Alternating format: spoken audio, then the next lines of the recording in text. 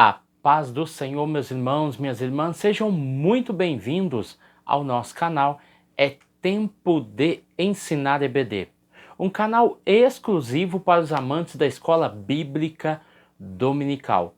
E hoje iremos estudar a lição de número 4, que fala sobre as missões transculturais no Novo Testamento. Então, vai ser uma lição bastante importante que vai nos trazer uma bagagem bíblica bastante eficiente para o nosso tempo, ok? Então vamos lá, lição de número 4, textual, vamos fazer uma análise bem rápida aqui também pela verdade prática. O textual se encontra em João 3,16, que vai dizer o seguinte: porque Deus amou o mundo de tal maneira. Eu quero voltar a dar ênfase nessa questão do amor. É preciso acreditar no amor de Deus e entender que o amor é a centralidade da missão. Sem esses dois requisitos, eu não consigo entender e não consigo compreender o sentido da missão, tá bom? E o texto continua, que deu o seu filho unigênito, ou seja, passando, dando, oferecendo o seu filho em sacrifício através de um pacto de sangue, ou o pacto através do sangue, para que todo aquele que nele crê não pereça, ou seja, que tenha uma recompensa, e essa recompensa é que todo aquele que nele crê não tenha a condenação eterna, mas tenha a vida eterna, porque esse pacto que foi feito através do sangue nos deu o direito a uma promessa e ao cumprimento de uma aliança feita lá com Abraão, ok? Entendendo todas essas questões, a verdade prática, a natureza missionária de Deus pode ser vista ao fazer o seu único filho um missionário. Então, quando você olha para Isaías 53, versículo 10, você vê um missionário sofredor. Por que o missionário sofredor? Pega-se uma parte do versículo. Contudo, foi do propósito de Yahvé torturá-lo e fazê-lo passar por toda dor, ok? Então, algumas traduções traz moê-lo, né? Aqui traz a tradução de torturá-lo, ou seja, o propósito de oferecer o seu filho em sacrifício resultaria em um sofrimento intenso, cansativo e exaustivo, né? Então, o Jesus, o Filho de Deus, foi o quê? Foi um enviado direto de Deus. E com isso, seu único filho, um missionário. E da igreja, sucessora dessa sublime tarefa. Ou seja, como a igreja é o corpo de Cristo, ela assume esse trabalho árduo, cansativo e que acarreta muitos sofrimentos. É a missão que foi dada a Jesus. Então nós entendemos e compreendemos que a igreja passa por muitas dificuldades, por muitos sofrimentos, mas tem um retorno em almas que garante a ela a alegria de saber que mais uma pessoa foi salva e vai se encontrar com o Senhor um dia. Amém? Hebreus 11, do 32 ao 40, pegamos só o versículo 39, uma parte dele, ou seja, esses heróis da fé que é apresentado nessa galeria foram aprovados por Deus por meio da fé. Então esses homens que se sacrificaram, que trabalharam, que fizeram a obra do Senhor crescer, foram aprovados por Deus através da fé. Mateus capítulo 5, do 10 ao 12, o versículo 12 aqui, parte dele: esplêndida é a vossa recompensa no céu, né? Jesus falando aos seus discípulos, falando desse trabalho que será duro, complicado, cansativo, exaustivo, mas que também terá uma recompensa no céu, ok? Vamos lá, leitura bíblica em classe, Isaías 61, Lucas capítulo 4. Os irmãos já bem sabem e compreendem e já leram que Lucas capítulo 4, quando Jesus chega na sinagoga e abre o livro a qual ele faz referência é Isaías 61, então eles têm comparações, né? Eles são idênticos, e o versículo vai dizer, na primeira pessoa, né? No caso de Lucas capítulo 4, o Senhor, o Espírito do Senhor é sobre mim, pois me ungiu. Ungiu para quê? Para evangelizar os pobres, curar os quebrantados, apregoar liberdade aos cativos, dar vista aos cegos e pôr em liberdade os oprimidos, e anunciar o ano aceitável do Senhor. Paralelo a ele, Isaías 61, o Espírito do Senhor Jeová está sobre mim, pois me ungiu a pregar as boas novas aos mansos e a restaurar os contritos de coração, proclamar o ano aceitável, proclamar a liberdade aos cativos e a abertura de prisão aos presos, e a apregoar o ano aceitável do Senhor. São duas características iguais, idênticas, mas mostrando missões diferentes, né? Uma relacionada a Isaías e o outro relacionado a Jesus. Isaías eu tenho uma obra parcial com mesmos objetivos, e em Jesus eu tenho uma obra completa com os mesmos objetivos, ok? Então Jesus Cristo é apresentado como o primeiro missionário enviado diretamente pelo Pai, ok? Então, mediante a igreja, o corpo de Cristo, a missão de Jesus passou a ser a missão da igreja, como eu disse aqui no começo, tá bom? Então vamos lá para a introdução, vamos extrair um pouco mais da revista, vamos lá. Nessa questão da introdução, que é um resumo, né, de todo o episódio que será estudado, no Novo Testamento o Senhor Jesus foi o primeiro missionário enviado pelo Pai. João 20, 21 vai tratar: paz seja convosco, assim como o Pai me enviou, eu também envio a vós. Ou seja, a partir do momento em que o Pai o enviou, ele tem autonomia para enviar esses discípulos. E esses discípulos enviados pelo Senhor têm autonomia de enviar outros ao campo missionário, a colheita, né, que está sendo feita.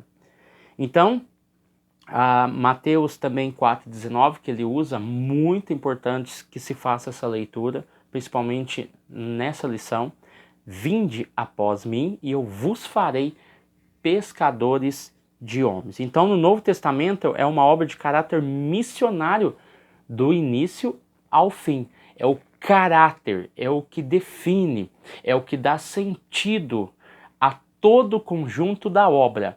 O caráter missionário, você pode pregar de tudo e sobre tudo para todos, mas o caráter missionário é a identidade do Novo Testamento, assim como nós aprendemos que o Novo Testamento você pode pregar de tudo para todos, mas sem esquecer do caráter missionário para alcançar os povos, ok?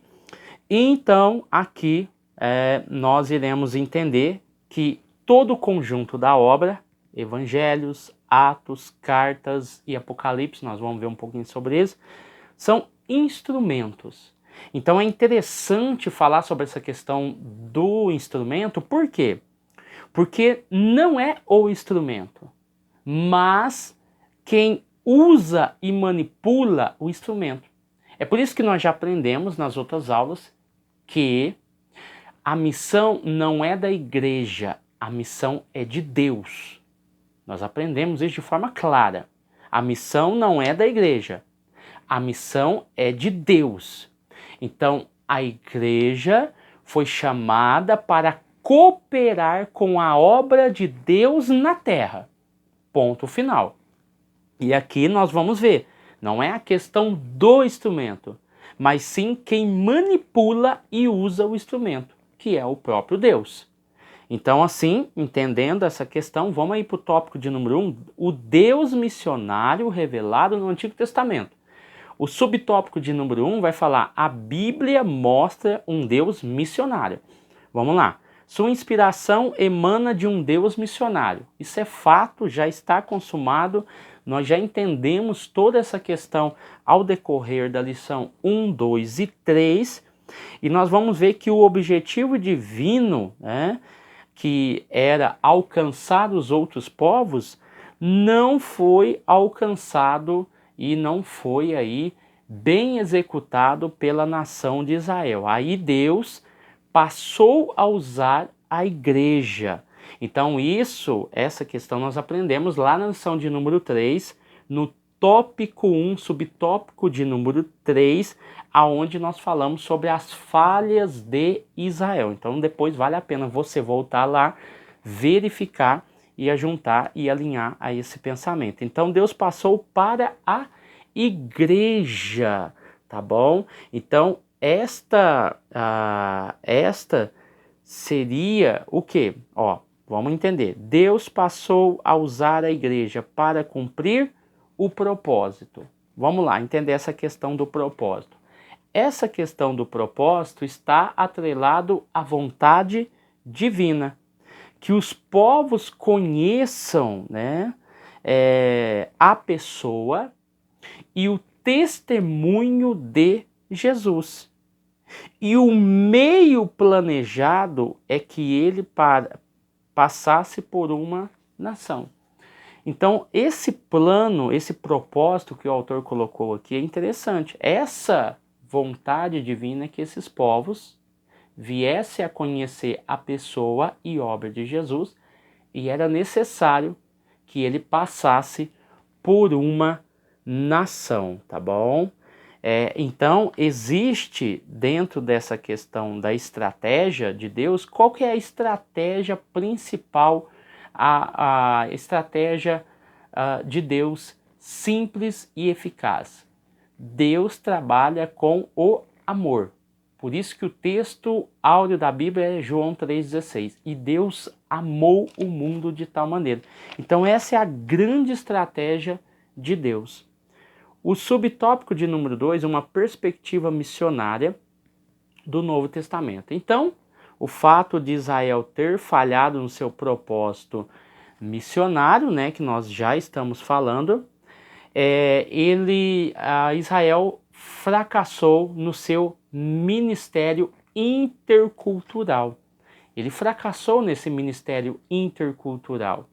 Então nós entendemos que a salvação por meio de Cristo é esse cumprimento divino da promessa dada a Abraão, de abençoar todas as famílias da terra. Então, quando nós olhamos para isso e vemos que Israel fracassou no seu propósito intercultural, nós vamos ver que essa missão foi transferida à igreja, aos seus filhos, ou seja, esse ministério missionário foi transferido de Jesus para a igreja. E em Jesus nós vamos ver justamente isso que eu falei, que a salvação por meio de Cristo é o cumprimento divino da promessa que foi feito para Abraão. Então, a igreja assume essa tarefa de anunciar, de pregar o evangelho a todas as culturas, a todos os povos, porque Israel faltou nesse requisito, até por questões religiosas, de pecados e também de questão de nacionalidade, enfim, são uma gama de elementos que são apresentados lá no tópico que eu citei anteriormente, tá bom? O subtópico de número 3 vai falar sobre a igreja à luz dessa revelação. Então o autor deixa bem claro que a igreja de Cristo tem uma tarefa ainda inacabada, ok? Então se ela está inacabada, eu estou querendo dizer o seguinte: ela não tem ainda um ponto final. Por quê? Porque a ênfase da igreja hoje em dia ainda continua em fazer discípulos. Então, fazer discípulos é a missão da igreja. Pregar o evangelho a toda criatura, tá? Pregando, ensinando, capacitando. E isso não é apenas um ato, né? Fazer discípulos não é apenas um ato, mas um ato que demanda tempo. Demanda tempo, demanda esforço, demanda dedicação, formar um discípulo. Por isso que eu li o salmista dizendo que Deus, ele sente pesar pela morte de um justo, porque ele investe de forma pesada naquele indivíduo.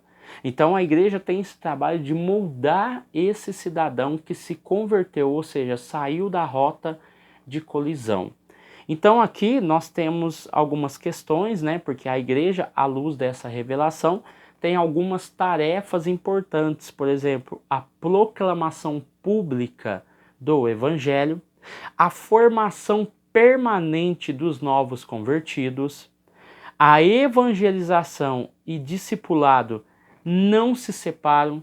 Evangelização é um, discipulado é outro. Não.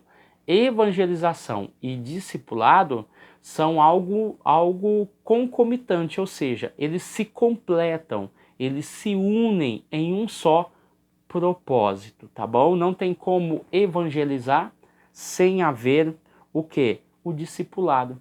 E como é que eu vou discipular alguém que nunca foi evangelizado? Então são concomitantes. Então, dentro desse viés, a mensagem de Cristo ela deve ser clara e objetiva. Nós trabalhamos esses pontos de maneira mais específica nas outras aulas, ok? Então vamos lá. O tópico de número 2, missões nos evangelhos em Atos dos Apóstolos. Vamos lá? Então, de acordo com os evangelhos, Jesus é o enviado de Deus. Seu ministério foi marcado inteiramente por ações missionárias. Jesus andava de cidade em cidade, de aldeia em aldeia, anunciando o novo evangelho, tá bom? Então, demonstrando, porque o evangelho é demonstrar amor e compaixão.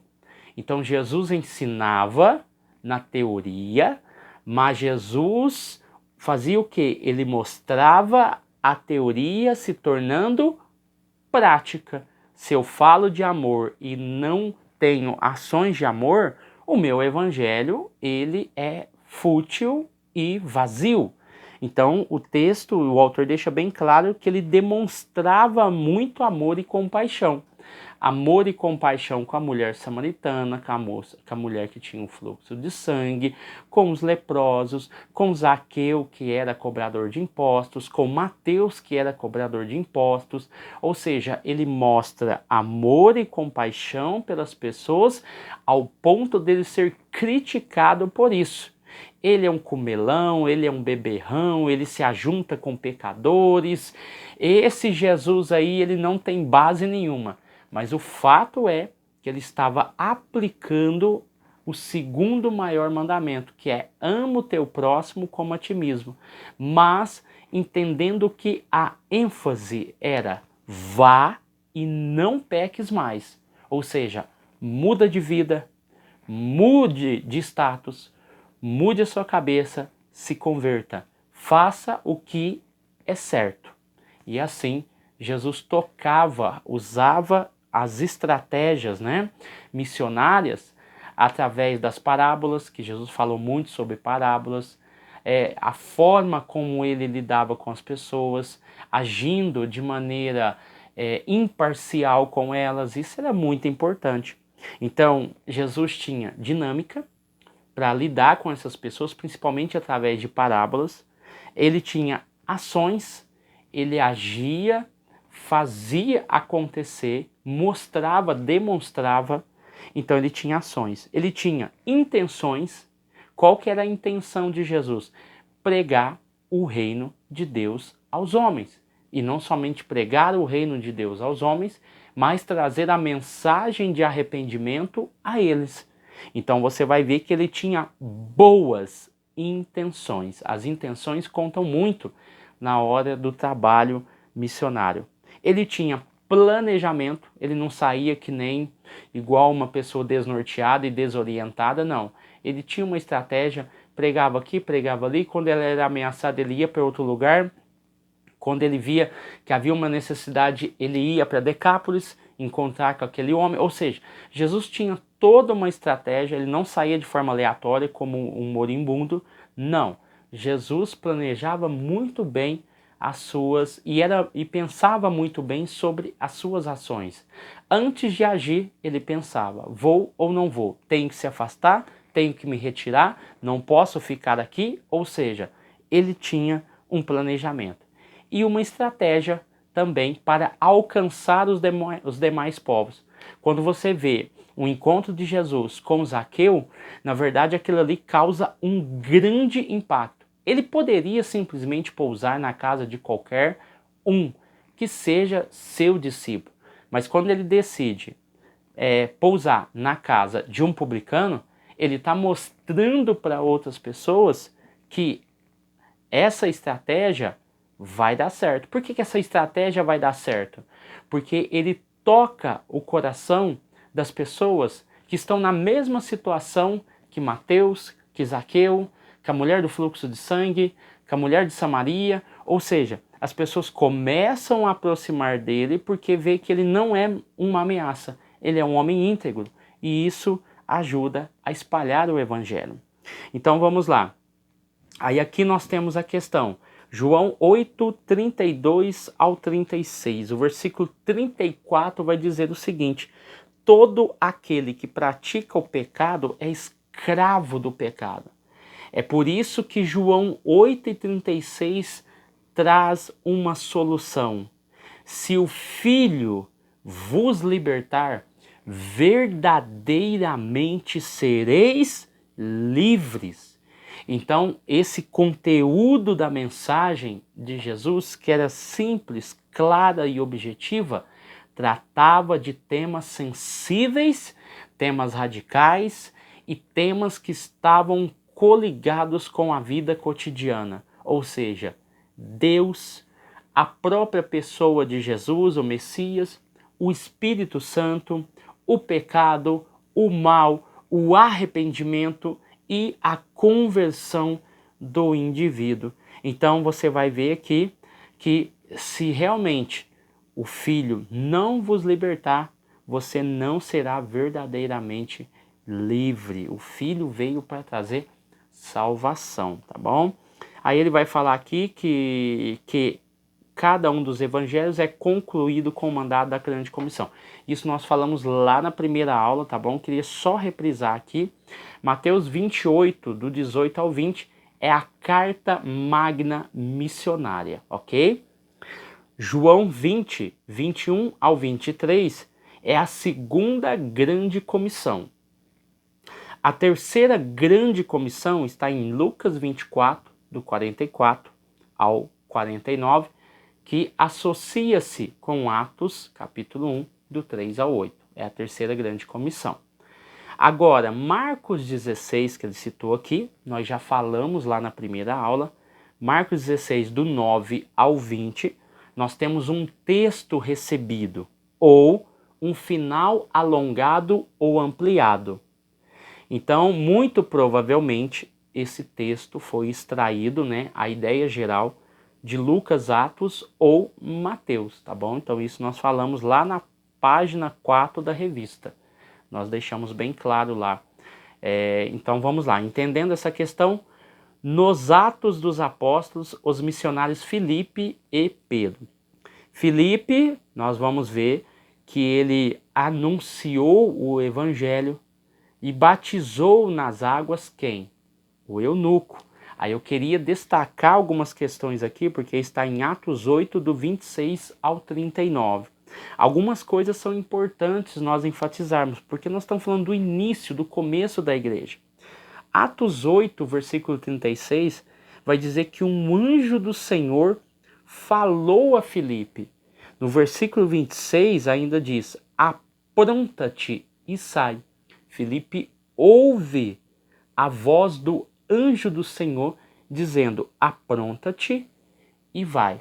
Ouvir a voz do Senhor, ser ordenado pela voz do Senhor é importante, porque te manda a lugares que possivelmente estão desertos, estão em situação inóspita, mas Deus tem um plano. Assim como Jesus saiu e foi para Decápolis por causa de um homem que estava endemoniado e jogado dentro de um cemitério, Deus falou, o Espírito do Senhor falou a Filipe para que ele vá ao deserto, porque lá ia passar um único homem que estava vindo de Jerusalém, adorando o Senhor, mas não havia compreendido a mensagem. Então a primeira coisa é que ele ouve a voz do anjo do Senhor, apronta-te e vai. O versículo 29, ele recebe outra ordenância, outra orientação. Aproxima-se da carruagem. Então isso é interessante, ele ouve novamente a próxima ordem. Aproxima-se do carro.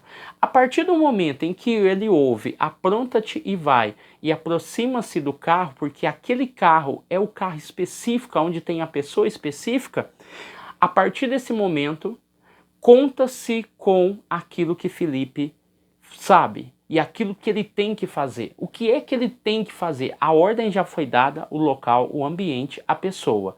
Agora é o papel de Filipe de anunciar. É por isso que o versículo de número 35, né, fala que Filipe, tomando a palavra, disse. Aí você assume o controle da missão e diz, ok, o Espírito do Senhor, o anjo do Senhor apareceu para mim, me orientou, me falou, o Espírito Santo me orientou, me falou. Agora, assume-se a responsabilidade de anunciar o Evangelho. Aí, a partir do momento em que você anuncia o Evangelho, o Espírito Santo toma novamente a direção, porque você é um instrumento, e aí sim ele vai convencer o homem do pecado, da justiça e do juízo. Tanto é que o eunuco para e diz, como é que eu posso resolver a minha situação? Eu posso me batizar? Ele vê uma água e fala, não, vamos descer. Ele dá ordem para parar, para a carruagem, eles descem, e aí os irmãos sabem da história. Então nós temos aí uma interessante situação ao qual o Espírito Santo, ou em muitos casos o anjo do Senhor, aparece ao indivíduo e fala o que se tem que fazer. E é isso que incomoda. Por quê? Porque as pessoas querem fazer a obra do Senhor sem serem orientadas. E isso leva a grandes decepções, a momentos de crise ministerial, porque não está fazendo a vontade do Senhor. Ele tem gabarito, ele tem capacidade, ele tem palavra, ele tem oratória, ele tem dicção, ele tem tudo. Mas precisa de ouvir a voz do Senhor para dar o próximo passo e fazer sem desperdiçar tempo e sem desperdiçar momentos, ok? E isso vai acontecer também com Pedro, porque é o nosso próximo personagem, tá? Aí você vai ver, no caso de Pedro, nós vamos ver o envolvimento com Cornélio. Lá em Atos capítulo 10, do 34 ao 35, você vai ver aí no Atos capítulo 10, aonde Deus aparece a Cornélio, porque Deus havia visto a bondade de Cornélio, a justiça de Cornélio, e ele aparece para Cornélio numa visão e fala assim, ó, mande chamar a Pedro, ele é específico naquilo que o Cornélio precisa fazer. Então, essa precisão ela é importantíssima para a obra missionária. Aí, por outro lado, no capítulo 11, né, nós vamos ver a menção de Deus falando com Pedro, porque ele já havia falado no capítulo 10 com Cornélio, e no capítulo 11, né, que é especificado aqui pelo autor, ele mostra um lençol, né, cheio de animais, que era considerado impuro. Ele diz: coma esses animais, Senhor, mas eu não coloco nada impuro na minha boca. E aí o Senhor dá uma lição para ele. E quando os homens chegam, se não me fale, 3 homens, chegam lá e diz: o nosso Senhor Cornélio pediu para que levasse você até a casa dele. Então, quando ele chega lá e vê o que Cornélio tem a dizer e a multidão de gente que está na casa de Cornélio, ele entende sobre a visão que ele teve que aqueles gentios mereciam a atenção e mereciam a salvação de Deus. E aqui nós temos uma brilhante ideia aonde, ambos os casos, o Espírito do Senhor, o anjo do Senhor ou o Espírito Santo bradou aos ouvidos e direcionou aqueles homens. O subtópico de número 3, nos Atos dos Apóstolos, os missionários Paulo e Barnabé. Então, 2 personagens. Primeiro, Paulo, tá? Perseguidor da igreja, que se tornou apóstolo dos gentios. Então, Atos capítulo 9, versículo 15, vai dizer o seguinte, que a ênfase é: Paulo vai trabalhar para mim a partir de hoje. Ele vai ser o meu servo, ele vai trabalhar para mim. Outra coisa é que ele tem algumas missões. E é uma missão tripla, ok? Então ele recebe uma missão tripla, específica. Não é fazer tudo de uma vez, de qualquer jeito, e no final você não ter qualidade nenhuma. Não, peraí. Ó, Atos 9:15 vai falar que ele vai pregar aos não-judeus, que é os gentios, ele vai pregar aos reis, e ele vai pregar também ao povo de Israel. Tríplice missão: aos não-judeus, aos reis e à nação de Israel, ou o povo de Israel. Então, Paulo tem em mente o que ele vai fazer. Isso é importante dar ênfase. Não é fazer tudo ao mesmo tempo, que no final você não vai conseguir ter resultado de nada. É fazer aquilo que Deus te orientou. Mas Deus não falou comigo. Espere que Deus vai te orientar, Ele vai te dar uma estratégia e Ele vai te mostrar, segundo a sua capacidade, o que você pode suportar e o que você pode fazer pela obra do Senhor. Então, acalma o coração, espere que tudo aquilo que você aprendeu, tudo aquilo que você sabe, vai ser usado em momento específico e reservado por Deus, tá bom? Barnabé foi enviado pelos apóstolos a Antioquia. Então vamos entender só o contexto de Barnabé. Na verdade, Barnabé é um apelido que foi dado pelos apóstolos, tá bom? Barnabé não é um nome, é um apelido. Na verdade, ele se chamava José. Ele tem uma trajetória linda dentro do contexto religioso da igreja primitiva. Atos capítulo 4, 32 ao 37, você vai ver a apresentação de Barnabé como um homem bom, que havia vendido uma propriedade e doado à igreja. Aí entra o caso de Ananias e Safira, que imita Barnabé, mas em vez deles darem toda a contribuição daquela venda, eles venderam para que eles pudessem aparecer perante a igreja. Eles reteram uma parte dessa venda e deu à igreja, falando que aquele valor era o total da venda que eles haviam feito. Então você vê a primeira menção de Barnabé apresentado ali como um homem generoso que havia vendido uma terra e dado à igreja. Atos capítulo 9, versículo 27. Nós vamos ver que após a conversão de Paulo, você vai ver que ele é apresentado por Barnabé aos apóstolos em Jerusalém. Atos capítulo 11, versículo 22, vai dizer que a igreja de Jerusalém enviou a Antioquia, quem? Barnabé, para ver o que estava acontecendo em Antioquia, porque uma igreja estava sendo estabelecida. Então os irmãos de Jerusalém enviam Barnabé a Antioquia para ver o que está acontecendo, e ele fica ali juntamente com Paulo e outros durante um bom tempo, até serem enviados. Atos capítulo 11, versículo 23, vai dizer que ele buscou Saulo da cidade de Tárcio e trouxe a Antioquia para trabalharem juntos, né? Então, como ele havia sido enviado, ele fez questão de ir atrás de Paulo e, encontrando Paulo, trouxe eles para Antioquia, e nós temos aí a primeira vez aonde os irmãos são chamados de cristãos, tá bom? Então, o Espírito Santo coordenava toda essa igreja, a missão da igreja. É por isso que Atos capítulo 13 é citado aqui na revista, né? Atos capítulo 13, o versículo de número 1 vai dizer que nessa igreja de Antioquia havia os seguintes profetas e mestres. Esses seguintes profetas e mestres eram Barnabé, Simeão, Lúcio, Manaém e Saulo. Lembrando que a ordem, ela é importantíssima dentro do contexto bíblico. A ordem em que se coloca os nomes são a ordem de posição e de importância. Então, Barnabé é citado em primeiro plano e depois Simeão, Lúcio e tudo mais. E aí você vai ver no versículo de número 3, e os enviaram em sua missão. Ou seja, enquanto eles oravam e jejuavam, o anjo do Senhor apareceu, o Espírito Santo apareceu a eles e diz: separai para mim Paulo e Barnabé.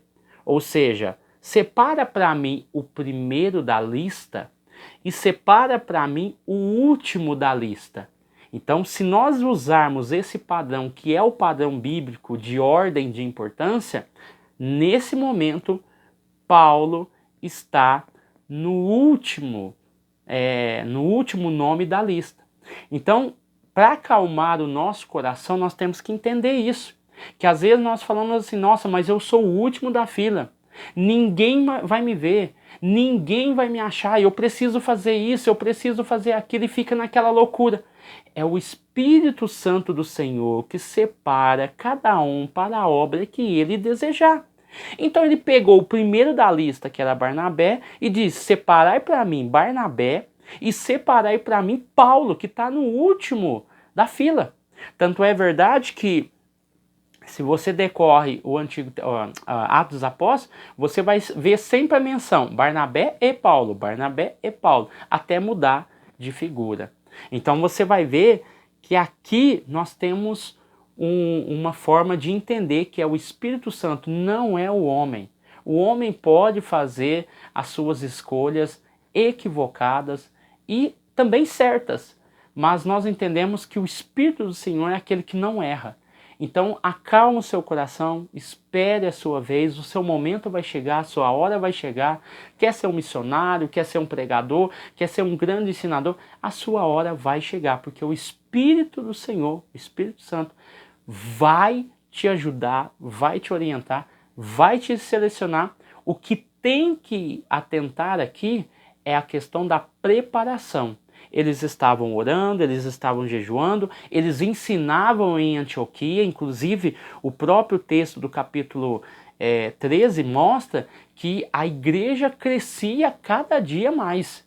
Então o Senhor ia acrescentando quem haveria de salvar mesmo, na prática, tá bom? Então vamos lá.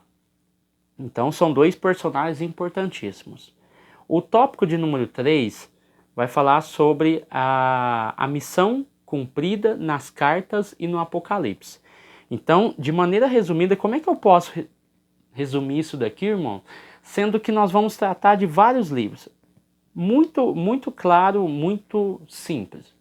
O próprio texto vai dizer, seu objetivo, ou seja, nas cartas paulinas, seu objetivo missionário era instruir nos assuntos doutrinários, práticos e as igrejas que ele plantava. Ou seja, nas igrejas que ele plantava, ele tinha a doutrinação, o ensinamento, a instrução nos assuntos doutrinários e práticos. Então aqui, para entender, ele usou 3 cartas. A carta aos Romanos, a carta aos Efésios e a carta a Timóteo e Tito. Cada um tinha uma orientação. Mas para nós entendermos de forma ampla e objetiva, nós temos que entender que a missão cumprida nas cartas e no Apocalipse está restrita aqui a 13 cartas. Então eu tenho 13 cartas de Paulo que são divididas em 4 grupos. A partir do conhecimento desses 4 grupos, eu consigo compreender a expansão e como foi importante as cartas paulinas para a formação da doutrinação cristã. Por quê? Porque eu tenho 4 grupos. Primeiro, o grupo das cartas escatológicas, que é primeiro e segundo a Tessalonicenses. Eu tenho as cartas soteriológicas, que é Romanos, 1ª e 2ª Coríntios e Gálatas. Eu tenho as cartas de prisão, que é Efésios, Filipenses, Colossenses e Filemão. E o último grupo é as cartas pastorais, 1ª e 2ª Timóteo e Tito. Resumir, os assuntos principais de Paulo é escatologia, soteriologia, as de prisão, que fala muito da prática, né? E as pastorais na formação de liderança. Então ele usou 3 cartas aqui que simbolizam esse grupo, né, que eu acabei de citar. Romanos aqui simboliza as cartas, representa a carta sobre soteriologia. A carta de Timóteo e Tito, cartas pastorais. E a Efésio, as cartas de prisão. Então tá bem resumido aqui, não precisa expandir muito, porque senão você sai aí e não termina a sua aula, tá bom? Nas cartas gerais, a carta aos Hebreus, e aqui nós temos, eu vou falar um pouquinho sobre Hebreus, né? Vai falar aqui o seguinte, ó, sobre a questão da nova aliança e a antiga, a questão da missão de Deus, né, que é muito bem divulgada aqui, e também a carta de Tiago, a carta de Pedro, cada um com as suas ênfases. Então, como é que nós vamos entender aqui? Se lá, nas cartas paulinas, nós temos 13 cartas, né, 13 epístolas, aqui nós temos as universais, que é Tiago, 1ª e 2ª a Pedro, 1º, 2º e 3º a João e Judas. Eu tenho um compêndio de 7 cartas universais. Hebreus, ele colocou aqui como cartas gerais, mas quando você estuda, por exemplo, o IBAT, né, que é um instituto da escola da Assembleia de Deus, ou qualquer outro curso teológico, no caso Hebreus é considerado um tratado, ele entra como um tratado e não como epístolas gerais, tá bom? É um tratado, então é um texto à parte, com temas específicos, inclusive questionando-se o autor de Hebreus. Então nós temos aqui, como ele deu exemplo, a questão de Pedro, posição do povo de Deus, esperança da vida do Senhor. Tiago contém a sabedoria prática para viver o evangelho. E a questão na carta aos Hebreus que eu falei da nova aliança, aquilo que é o melhor, tá? Então, esse Hebreus aí fala de um tratado e as demais são 7 cartas, junto com as 13 cartas do apóstolo Paulo. Por último aqui, nós temos Apocalipse. Olha para você ver como a gente resume aqui. O Senhor Jesus revela ao apóstolo João a conclusão da longa jornada e o destino de toda a raça humana. Ele vai apresentar aqui as 7 igrejas, que vai do capítulo 2 e 3, como igrejas missionárias. Isso é fato, né? Nós não estamos falando de 7 dispensações como algumas teologias acreditam, mas de 7 igrejas reais que fizeram a função missionária. Então, Deus se interessa pela salvação do ser humano. O que nós podemos extrair do livro de Apocalipse? A revelação de Jesus sobre os eventos futuros e eternos da raça humana. E aqui nós podemos ver anote aí, 3 divisões claramente definidas. Quais são elas? O ponto A seria as coisas que tens visto. Capítulo 1, versículo 19. Aí você pega depois, capítulo 2, versículo 1, até o capítulo 3, versículo 22, que são as coisas que tens visto. O ponto B de Apocalipse é as coisas que são, que se encontra em Apocalipse capítulo 1, versículo 19. Aí depois você vai para... Opa, confundi aqui, irmãos, espera aí. Vamos voltar aqui. As 3 divisões claramente definidas. Eu só errei aqui, ó. Ponto A, as coisas que tens visto. É todo o capítulo 1, ok? As coisas que tens vistos. Todo o capítulo 1. As coisas que são. Capítulo 1, versículo 19. Depois você vai para capítulo 2, versículo 1, até o capítulo 3, versículo 22. Entendeu isso? Ponto C. As coisas que depois destas hão de acontecer. Capítulo 1, versículo 19, porque ele usa essas 3 ênfases. Só que aí você conta a partir do capítulo 4, versículo 1, até o capítulo 22, versículo de número 5, ok? Me desculpe aí pela falha e pelo erro, ok? Mas já está corrigido. Amém, meus irmãos? Deus abençoe você, Deus abençoe sua casa e sua família. Fique com Deus e até o próximo vídeo. Fique com Deus, em nome de Jesus, que a sua família seja abençoada e que você tenha uma boa aula em nome de Jesus. Amém? Fique com Deus.